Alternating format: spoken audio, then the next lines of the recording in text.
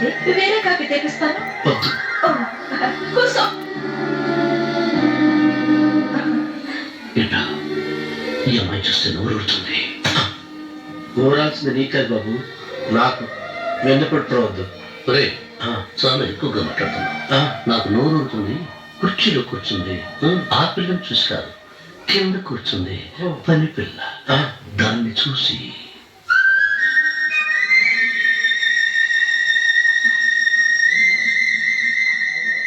ఏంటిది?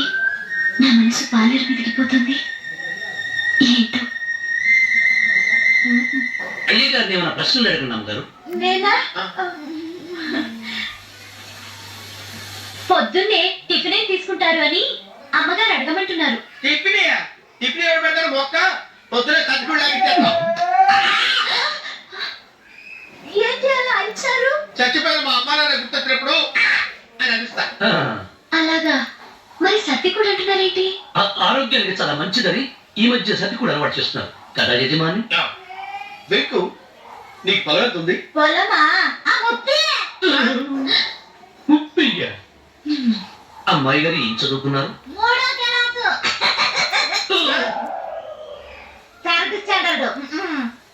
కల్లాస.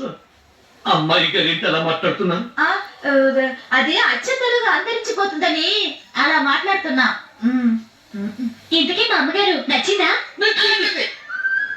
ఒరే, నాకు ఈ పని పిల్ల నచ్చింది. నాకు ముప్పై అయితే నువ్వు దాన్ని చూసుకో, నేను దీన్ని చూసుకుంటాను.